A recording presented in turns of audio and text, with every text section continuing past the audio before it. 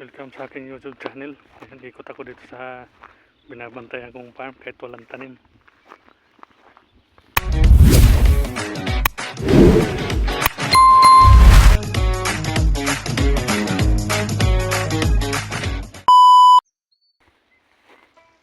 Masyadong madamo na. Katiwang-wang na kasi lang walang tanim ito.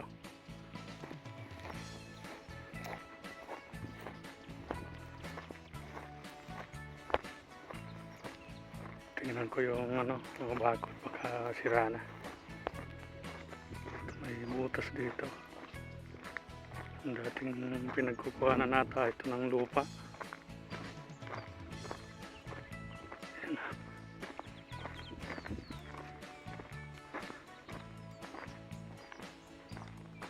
Ayan itong dito. Seri yata, trigo yan.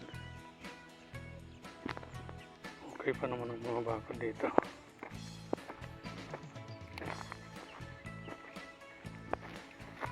Mga tuyo na rin yung mga damo rito. Init na kasi ngayon. Pero pag gabi malamig naman. Yung mga damo rito kahit sobrang init, buhay pa rin. Ito yung mga katabing farm dito. Malapit na rin anahin yung andun.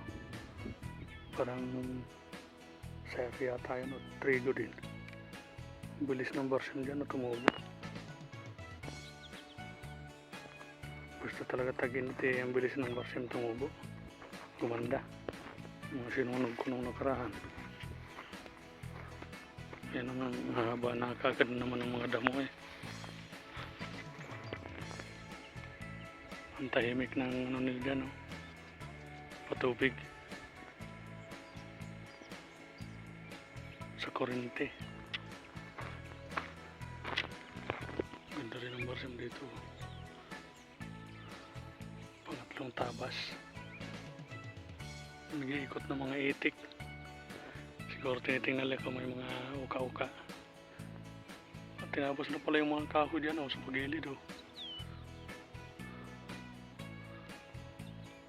liwanag na. Yan mga damo.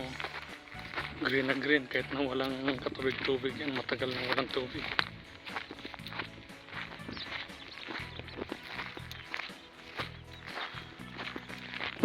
Mahaba na rin pala yung mga sibol ng kahoy, yung mga bago. Kailangan ko na naman itong putulin.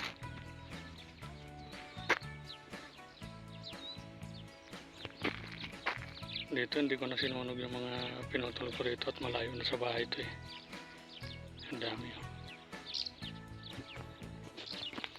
malapit na rin anihin yung dyan. Sayang yan. Mahaba na rin ang sibol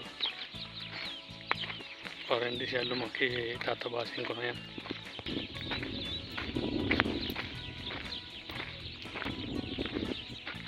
Mahaba na rin ang mga tubo.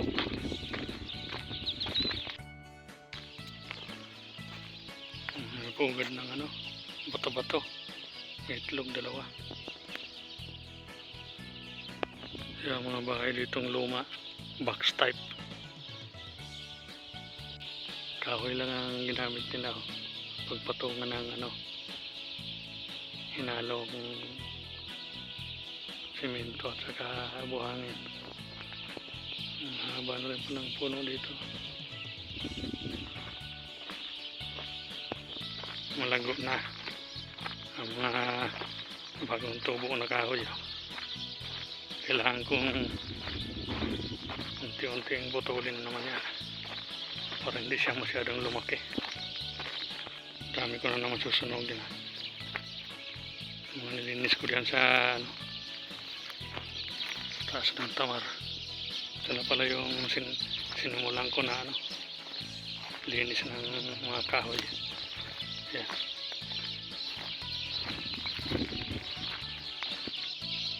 Gandun. Hanggang dito na lang aking vlog.